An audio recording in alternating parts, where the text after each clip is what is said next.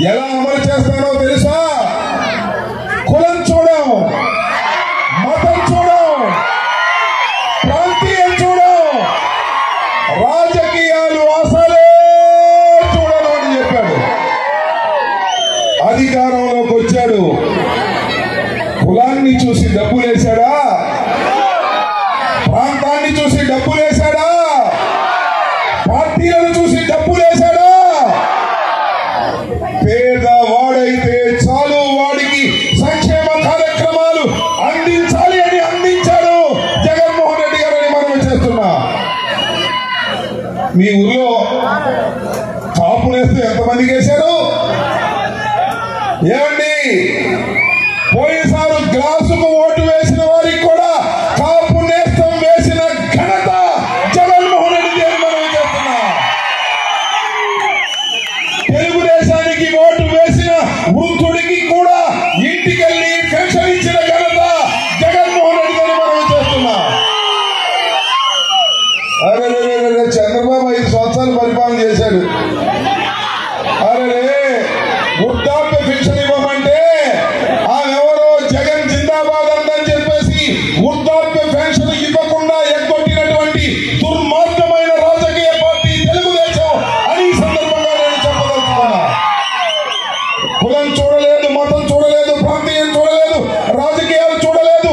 పేదవాడైతే చాలు, వాడికి పట్టెడన్నం పెట్టాలని భావించినటువంటి ముఖ్యమంత్రి రాజశేఖర రెడ్డి కుమారుడు జగన్మోహన్ రెడ్డి అని మనం చేస్తున్నాం. 5 సంవత్సరాలు పరిపాలన చేశాం. ఎవరినైనా ఇబ్బంది పెట్టామండి?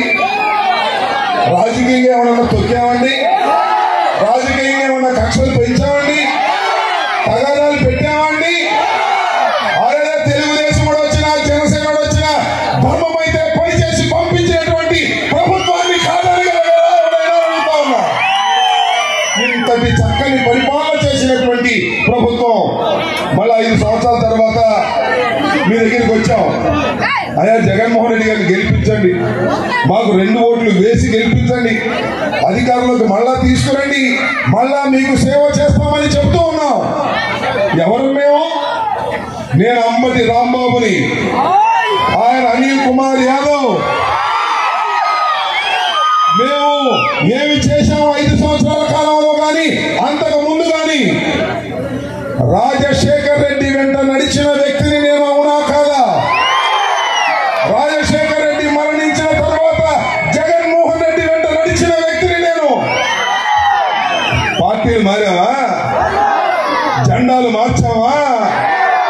విశ్వాసంగా రాజశేఖర్ రెడ్డి కుటుంబానికి ఉన్న విశ్వాస పాత్రుడు మీ అంబటి రాంబాబు అని మనం చేస్తున్నాం. మరి నెల్లూరు విజయపురి నుంచి వచ్చిన సింహం మన అనిల్ కుమార్ యాదవ్ నాకన్నా ముందుగా మంత్రి చేశాడు. 2 సార్లు జగన్మోహన్ రెడ్డి గారు టికెట్ ఇస్తే గెలిచాడు. అన్నా అనిల్ అన్నా రా, నరసరావుపేటలో నిలబడు అంటే అన్నా శాసనసభకే నిలబడతానన్నాడు. లేదు, నువ్వు రావాల్సిందే అంటే వచ్చి ఇక్కడ పోటీ చేస్తున్న వ్యక్తి విశ్వాస పాత్రుడు అనిల్ కుమార్ యాదవ్. ఎందుకు ఈ విషయాలు చెప్తున్నానంటే, మీరిద్దరూ రాజశేఖర రెడ్డి గారికి, జగన్మోహన్ రెడ్డి గారికి మీకు విశ్వాస పాత్రులు అని మనం చేస్తున్నాం. మరి మా మీద పోటీ చేసేవాళ్ళు ఇద్దరు, నా మీద పోటీ చేసే ఆయన ఎన్ని పార్టీలు మారాడు. దుంపదగా కాంగ్రెస్ లో ఉన్నాడు. కాంగ్రెస్ పస అయిపోయిందని కాంగ్రెస్ లో 4 సార్లు మంత్రి చేశాడు. కాంగ్రెస్ ఉన్న 4 మంత్రి చేశాడు. రాజశేఖర రెడ్డి గారి కేబినెట్ లో కూడా మంత్రి చేశాడు. కాంగ్రెస్ పని అయిపోయేటప్పటికి ఎక్కడ చేరాడయ్యా? బీజేపీలో చేరాడు. బీజేపీలో చేరి మళ్ళా మనక చూశాడు. జగన్మోహన్ రెడ్డి గారి పార్టీలో చేరతారని ఎన్నికలకు ముందు కార్లు వేసుకొని బయలుదేరి మళ్ళా అమిత్ షా దగ్గర నుంచి ఫోన్ వస్తే గుండె జబ్బు వచ్చిందని హాస్పిటల్లో దూరినటువంటి బీజేపీలోకి పోయాడు, బీజేపీ అధ్యక్షుడు అయ్యాడు, పోటీ చేశాడు, దుగ్గుగా ఓడిపోయాడు. మళ్ళీ బీజేపీలో సీట్ రాదనుకున్నాడు ఏమో, నారా చంద్రబాబు నాయుడు సంఖ్యకి కూర్చున్నాడని మనం చేస్తున్నాం. వైఎస్ఆర్ కాంగ్రెస్ పార్టీకి ముందు కాంగ్రెస్ పార్టీలో ఉన్నప్పుడు నారా చంద్రబాబు నాయుడిని విపరీతంగా తిట్టినటువంటి వ్యక్తి, వాడు వీడు అన్నటువంటి వ్యక్తి ఇవాళ చంద్రబాబు సంఖ్యకి నా మీద పోటీ చేయడానికి వస్తున్నాడు. ఆయన విశ్వాస పాత్రుడా, విశ్వాసఘాతకుడా? ఆలోచన చేయమని మనం చేస్తున్నాం.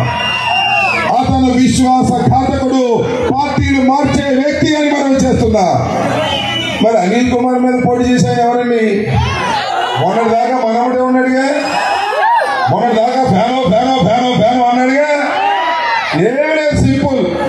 ఒకే ఒక్క మాట జగన్మోహన్ రెడ్డి గారు అన్నాడు, అన్నా 7 నియోజకవర్గాలు ఉన్నాయి, 7 నియోజకవర్గాలు ఓసీలకి ఇచ్చేశాను, 2 కాపులకి ఇచ్చాను, 2 కమ్మవారికి ఇచ్చాను, 3 రెడ్లకి ఇచ్చాను, అన్ని ఓసీలకి ఇస్తే బాగోదన్నా, ఇది బీసీకి ఇద్దాం, యాదవ్కి ఇద్దాం, నువ్వు వెళ్ళి కాస్త లేచి ఆ గుంటూరులో పోటీ చేయమన్నాడు.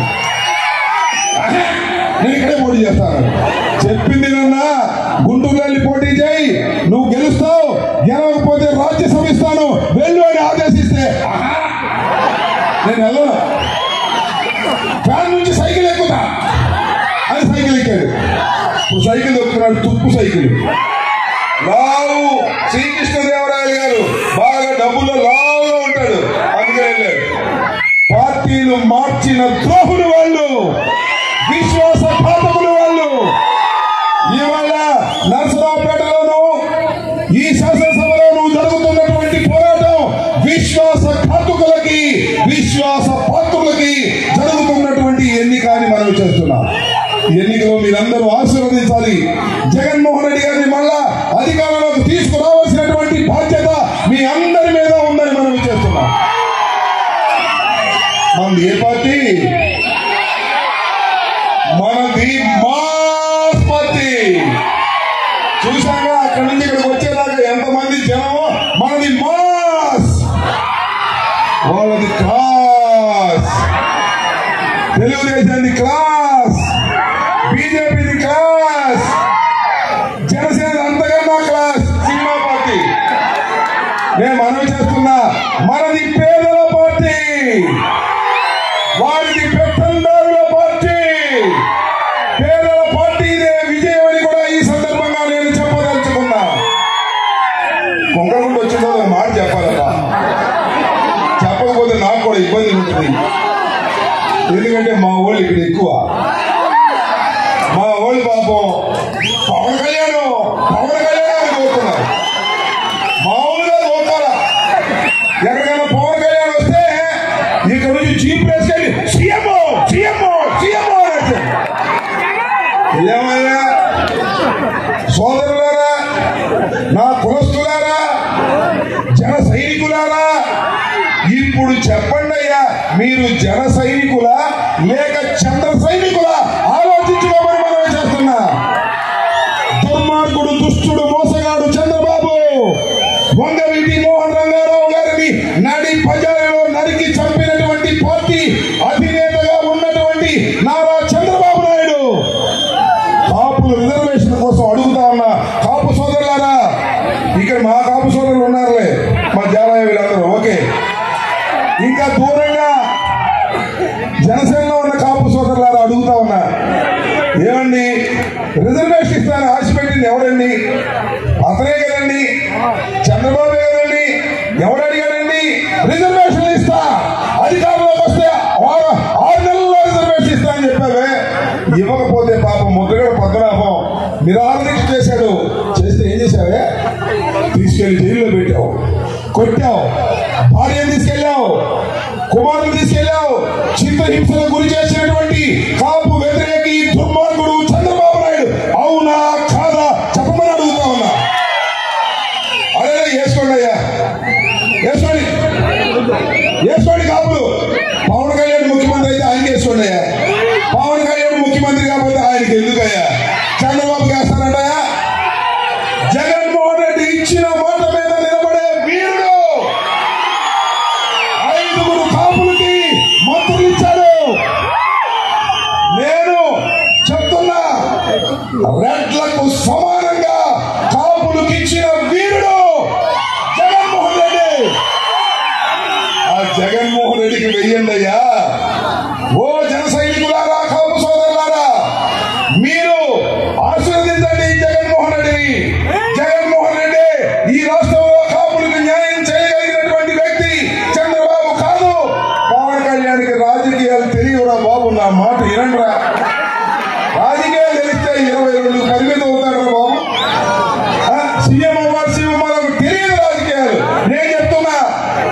నేను ఎప్పుడో చెప్పా, ఈస్ట్ వెస్ట్ గోదావరిలో మా కాపులు చాలా ఎక్కువ, అక్కడికి వెళ్ళి చెప్పా, అయ్యా పవన్ కళ్యాణ్కి రాజకీయాలు తెలియవు, చంద్రబాబు కడికి నొక్కేస్తాడు, పాతికో పరమైస్తాడు, పాతికి కూడా కాదంటే 24 కానీ మళ్ళీ 22కో 21కో వచ్చాడు.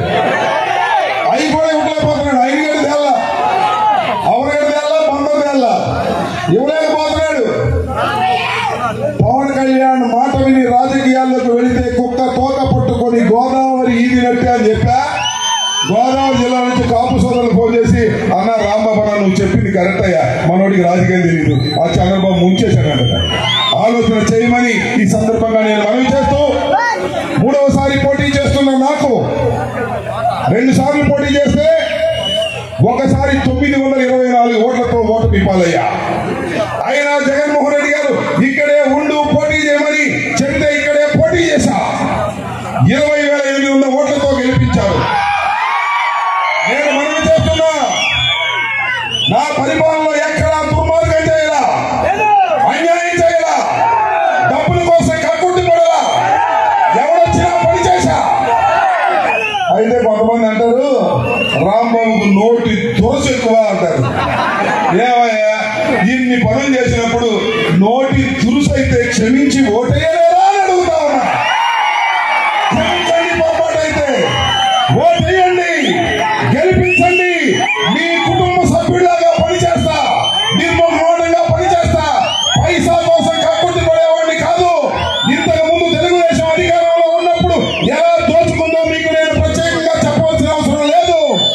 నీతిగా నిజాయితీగా పరిపాలన చేస్తా, అందరికీ అండగా ఉంటా, మా కాపులు కూడా అండగా ఉంటానని ఈ సందర్భంగా మనవి చేస్తూ, 2 ఓట్లు నొక్కండి, 2 ఫ్యాన్ మీద నొక్కండి.